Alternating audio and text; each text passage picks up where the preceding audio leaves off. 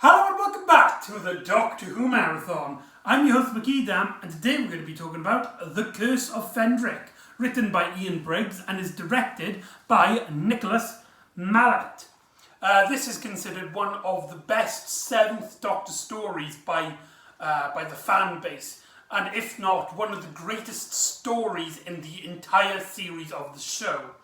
And what this story does remarkably well is that it delves deeper into the Seventh Doctor's and Ace's relationship. In fact, this pushes the envelope further on the Doctor using Ace as a pawn in his plans. This would also continue the darker themes of the Seventh Doctor, which would play a big part in his last season, which this story is the third and penultimate story. Now, an interesting fact about this story in terms of its chronologically rendition is that this story was actually supposed to be the season opener. And what's interesting is that elements of this are actually still intertwined into the story. For example, this story was supposed to be the introduction of the Seventh Doctor's new jacket, which would represent a more darker personality to him. And it is shown in this story by having him originally wear like a raincoat before taking it off and revealing his new jacket. And as well, there's also a scene in which Ace is describing a house that she hated as a kid and wanted to basically get away from. This would have been foreshadowing the events of Ghostlight. However, during the airing of the stories, they were actually swapped around. So that Battlefield was the first story and this was the third, meaning that now that little reference is now an acknowledgement of a pre-story. I can't find any details on whether this canonicity-wise it takes place prior to those stories, or if you're supposed to watch them in the airing order, as really doesn't really matter. I personally like to think, especially with Ace is describing the house, clearly supposed to be a build-up to Ghostlight. I personally consider this to be part earlier on in the Seventh Doctor adventures, being the introduction to his more darker persona. However, I've decided to put it here for simplicity's sakes, and the fact that in terms of every other information I can find in terms of the production of the show and when they originally want to air it, it didn't seem to matter too much. I mean, it was supposed to be the season opener, but nobody was angry or disappointed behind the scenes that they swapped them over. It seemed like this could have just been a casual mix-up of airing order, and nobody would have really told the difference. This story also introduces the earliest known of what we would consider a story arc in terms of what we consider it in the new series. Of course, we've had story arcs before. For example, we've had the Master story arc from season 7, I believe it was, The Key to Time, and The Trial of the Time Lord. However, those stories, particularly The Trial and Key, those stories actually interline really heavily into their season stories, and is more, and it can easily be counted as one big story with lots of little stories making each other up. Whilst the Master's story arc is mainly just the Master appearing in every story in that season. But here we actually get payoff for some storylines that appear in previous stories. For example, Dragonfire and Silver Nemesis, although the one about with Silver Nemesis isn't that important. Mainly all you got to know about this story is that Ace found herself in Iceworld, an alien planet, when she was taken out of her own time in 1987 by a time storm, which had no explanation until this point in time. So, yeah, there's a lot of stuff to tackle, and let's just delve right in. Now, an interesting fact about this story is, surprisingly, it's the first story of Doctor Who to be set during World War II, one of the most documented events in human history. And I'm so shocked that it took them so long to get to this point to do a World War II story. Of course, now there have been audio dramas and stories which depict World War II with previous Doctors, but this is the first time in the television series that they appear. Right off the bat, we get a scene where Russians are infiltrating the British lands as they're trying to get the Ultimo machine, a machine created by, what's his name? Professor Stapleton, I believe his name was, which is used to break down the Nazis' McEdam machine, which creates secret messages, whilst the British Allies have this machine, the Ultimo, that creates a program which allows them to read hidden and secret messages. Now, for those of you who are history buffs, you might notice that there are some parallels with the real-life story of Alan Turing, who made a machine, I can't remember what the machine, the Enigma machine, which was also used to decipher German codes and German secret messages. Now, originally, Ian Briggs wanted to use Alan Turing for this story, which is actually kind of interesting because look at it later on in the story and how what happens to these characters. I can't imagine this being a very historical, accurate story to the Alan Turing storyline. But anyway, the thing about Alan Turing is that they weren't allowed to use Alan Turing because of a certain controversy with history. Yes, this is kind of a disappointing little fact about this particular story, is that the reason they didn't use Alan Turing and made up a fictional character to take his place is because Alan Turing is now well known as one of the to be a homosexual, and that he had struggles with his sexuality during his lifetime, which back in those days were not only a taboo, but was actually illegal to for two men to love one another. And when this story was being made, the BBC, we never actually know who didn't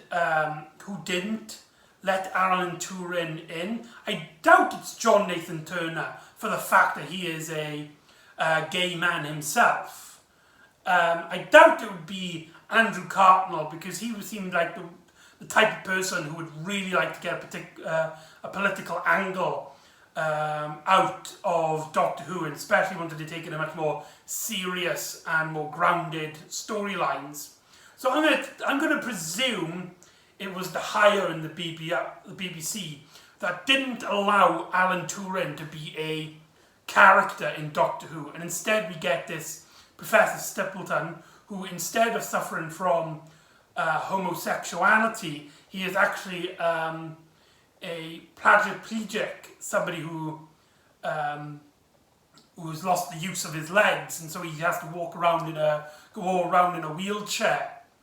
And the character is a very interesting and a very well developed character, as you can see that he has all this passion, and there's a great scene in which the Doctor, in this story, the Doctor and Ace go to a military base on purpose. In fact, just as they leave the TARDIS, Ace states, this doesn't look like too much of a military base. So they've come here for a reason.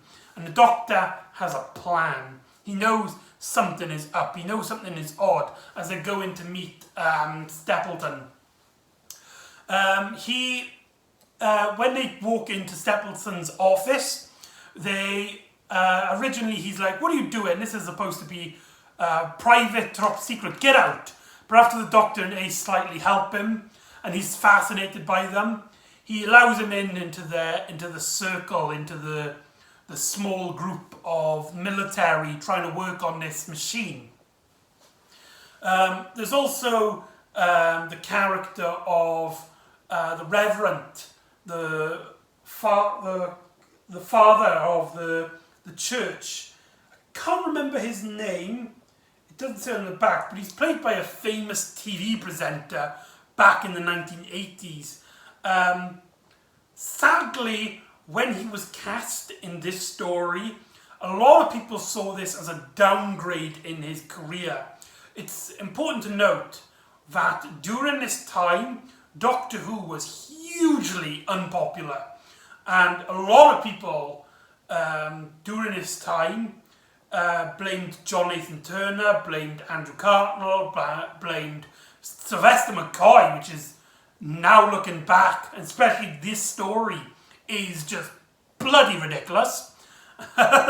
just so wrong. But it was very unpopular, and this poor guy got lambarded by the fact that he appeared in this children in terms of the mainstream audience's viewing of Doctor Who television program, and that's just really sad. But here's an interesting fact which I think is so fascinating. You see, this is when there was actually two other actors they had idea for the role. One of them is Peter bloody Capaldi. That's right. And the second actor they considered for the role of this priest is Christopher Eccleston.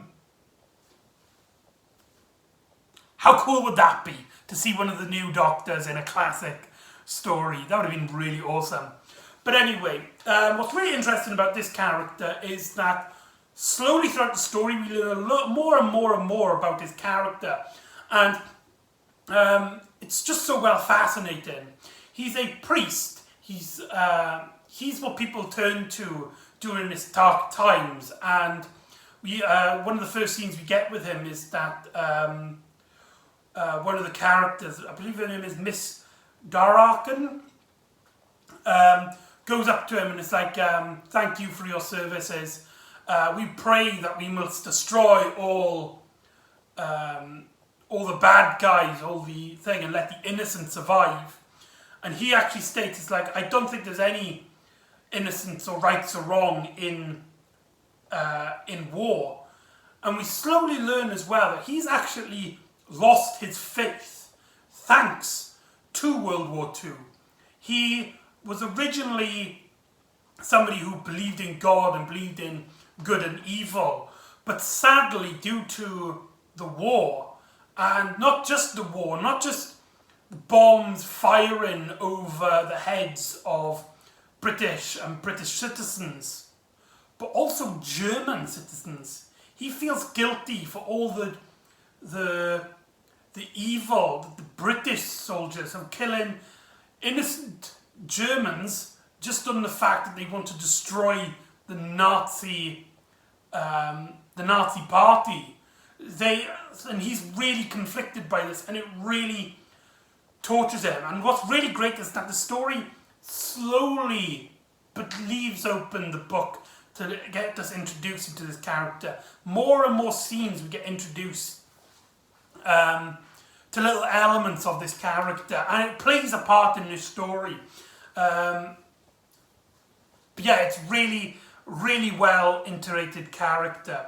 We also get meted to a few girls, although one is only an important character, of these people who read, listen in for German codes and German secrets. One of them, I can't remember her name. I don't think she's actually named, now that I come to think about it. She actually keeps her baby at the base because she couldn't get a babysitter. And so she looks after the baby and keeps a secret inside the base. And the Doctor and Ace start to actually love the baby. Oh, look at the cute little baby! And it's all sweet and innocent. Until this woman mentions the baby's name. And Ace suddenly turns dark and soul and actually gives the baby back to her, as it's the same name as her mother. Now, it's already been established in a few stories that Ace has a very difficult relationship with her parents, especially her mother, and that might even prefer being adopted than being with her real family, and that when she went to Iceworld, she was actually kind of grateful. Yeah, that actually kind of plays a big part. And what's Ace in this is Ace's story. This is something which I think New actually really delved into, and that is the complex relationships of companions. As a lot of this story, we get to see Ace in a completely different light. We get Ace hatred for her mother coming to the spotlight, and her fears and her anxieties that she hates her mother, but she can't understand why. There's something about it that she just can't help but to sting. And it really gets to her, and it's just, I don't know, it's hard to describe. There's a great scene in which they're about to get executed, and just before shots are fired, Ace actually screams, "I'm sorry, Mum." But luckily they get saved, only for the Doctor to try and question Ace. It's like, what did you say? Why did you say that? But Ace is actually like, bugger off, Doctor, I don't want to talk about it. There's also a small element of Ace actually growing up. There's actually a scene in which the Doctor needs to get through a doorway, and Ace says that she's going to distract one of the guards. And when the Doctor asks her, how are you going to do that? She replies with, "Doctor, I'm not a little girl anymore." Implying that to her, she's become a lot more sexually aware of herself, which might actually play into a much more adult-orientated in the original Alan Turing version of the script, maybe. I don't know. And we actually see her trying to flirt with one of the soldiers to try and distract his attention. We never see anything sexual. I mean, there's not even a kiss. But yeah, the fact that that scene exists really shows the difference between Ace when we first saw her and Ace now. And we got to talk about the bigger... I'm sorry, I am really cutting the story extremely short. I mean, there's so much to talk about. But I've completely lost where I am. That's embarrassing. Let's talk about one of the main villains of the stories, the Primivores. Now, this is one element which a lot of people seem to really like, but I personally found it really confusing. They're supposed to be the future evolution, the final evolution of humanity in a post-apocalyptic world full of toxics and pollution. So basically there is a anti-pollution story in here in which these humans have become this deformed blue zombie creatures, though for some reason they keep describing them as vampires, despite they looking clearly zombies, though I don't know if zombies were a thing back in the 1950s, 1940s, but they're clearly not vampires. But that's just a small, that's a small gripe. But they never, I don't think they actually ever explain. I could be completely wrong, but I don't know why they never explain how these creatures are actually in this setting. We learned that their leader, he calls himself, I believe he calls himself like the Ancient One, the Old One, who's like the last, who's described as the last ever living creature on Earth, who had to survive in a great wasteland before a time storm brought him back into this time and is manipulated by a creature, an ultimate force, evil from the dawn of time, in fact before the dawn of time, when literally the only reality is the concept of good and evil, until chaos suddenly abrupted into reality, and then time and space and matter and antimatter and all of these things came into being. And I understand where he comes from, but all these other characters kind of just go into this water. This mist kind of floats them and they kind of get converted into these primivores.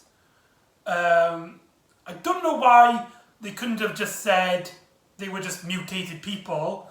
I don't know why they added the element of they're from the far distant future. It seemed like, personally, that was just a detail just for the sake of a detail.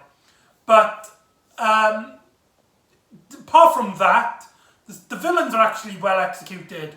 They play to characters' fears, and these two girls that get possessed and become primivores, they actually persuade the priest that he has no faith, which allows them to come and to attack him. These creatures, they communicate by, not communicate, but they can attack people who have very little faith, and that people who have a lot of faith, who are completely convicted, they weaken. There's like a force field around them. And one of my favourite scenes, which I don't think gets talked about a lot in this story, which really shows, I love this scene. Basically, the Doctor's trapped in his castle, and with the primivores coming around and all of these, coming in all different directions. And the Doctor starts chanting this, starts mumbling to himself, providing his faith all out, creating a massive barrier around the castle. If you listen closely, you hear him say Susan, Ian, Barbara and Vicky. Yeah, he's chanting his companions' names, and that is what he has faith in. That is what makes him believe in good in the universe. That is a very cool detail to have. We need to have more scenes like that.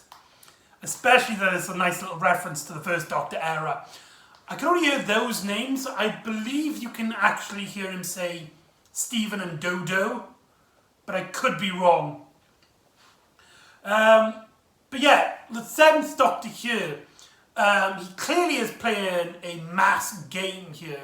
He clearly is like pulling people's strings. When characters are not in the room, he talks to other people in a completely different light. For example, with the priest character, when Ace or anyone else is in the room, He talks to him like a friend, like an ally. But when nobody's around, it's just them two, he persuades him to tell him secrets that he knows, hidden information, eggs him on to tell him about these ancient ruins that's underneath the castle, about these old Viking curse. The curse that years ago these Vikings tried to steal treasure in East Ampanople, and the curse followed them to this small little village and started killing them and haunting their families, and that the curse of Fenric, the creature of pure evil, or at least that's the name given to the creature, as evil has no name, as the Doctor states, is haunting around.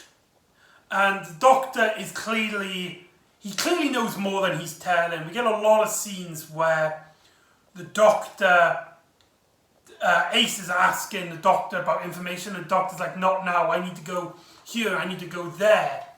I need to stop everything. And it comes to the finale that the seventh Doctor, or at least a Doctor, has already met Fenric before. In fact, Fenric states that him and the Doctor once battled many centuries ago, and during their battle, the Doctor carved out of bones a chess piece and challenged Fenric to solve his chess puzzle. And if he failed, he gets trapped in the dark dimension to which Fenric did, and is trying to escape by alterating the very fabric of the families that were the descendants of the original Viking settlers. And so the Doctor learns that all of these characters are in some way, shape or form descendants of the original Viking families, to the Russian person who comes to this village to try and steal the machine, only to turn out to be a pawn to actually try and free Fenric. The scientist, basically everybody, and I mean everybody, because we're going to talk about the final scene. I do apologise, I know I've skipped over a lot of detail. There's a lot to talk about in this story, which I don't have a lot of time, because I really want to, get these videos. I don't want these videos to be too long. But let's talk about the final scene, the scene in which this story is well known for, which shows the dark aspects of the Seventh Doctor. It's probably the darkest scene in Doctor Who overall, especially the darkest Doctor scene that we know of. In fact, I don't even think the Time War topped it. This is the darkest moment. But essentially what happens is that Fenric reveals that one of the descendants of the Viking settlers is that woman who is the mother of that child that was hiding away in the military base. Now that baby would grow up and have a daughter of her own, and that daughter is Ace. The baby didn't just share the name of Ace's mother, it was Ace's mother. Ace is a descendant. Ace is a pawn in the curse of Fenric. In fact, Ace was the one who helped Fenric solve the Doctor's puzzle. And Fenric, basically his entire plan completed, uses the Ancient Ones, because the Ancient One is also a descendant of the Viking warriors, and actually has followed allegiance to Fenric to go and kill Ace. However, Ace's faith in the Doctor is so powerful that he couldn't, it's protecting her, it's taking a barrier. And Fenric basically gives the Doctor a choice. You let the girl die, or you give me what I want. You give me the universe, you give me everything, you give me my freedom. And the Doctor basically says, he looks at Ace, he looks at Fenric, kill her, let her die. Do you really think I would give my efforts to this emotional cripple? And then the Doctor basically is like, I already knew she was a pawn. I mean, how many girls from the 1980s can create a time storm in their bedrooms to take them to Ice World? And that chess piece that was in, what's her character's name? The woman's from Silver Nemesis. And that she was a pawn of Fenric. And she had time traveling abilities. The Doctor basically states that he knew from the start that Ace was a pawn in Fenric's game, and the Doctor was using Ace to get to Fenric, to try and beat him, but seemingly failed. And that Ace wasn't anything to the Doctor. The Doctor was just using her. The Doctor didn't care at all.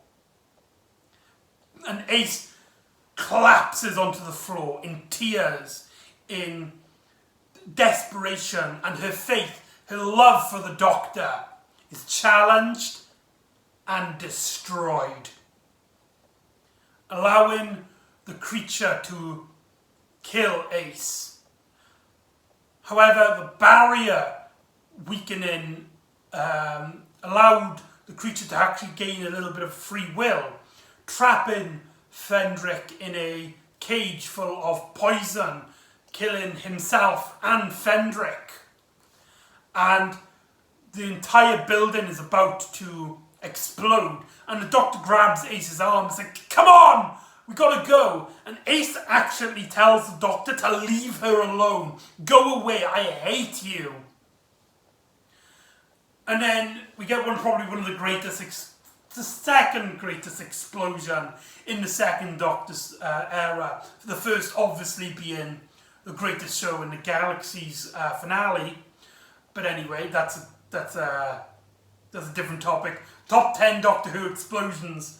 We get a really lovely scene at the end where the Doctor is like, I'm sorry, Ace. I didn't mean to mean all that. I had to destroy your faith in me, because your faith in me was stopping the creature from killing Fenric, from all this control and ability. But he still knew about Fenric. He still had this inkling. So the idea of whether Ace is he actually sees Ace as a friend, or up until this point she was just a pawn in his game, is actually really questionable.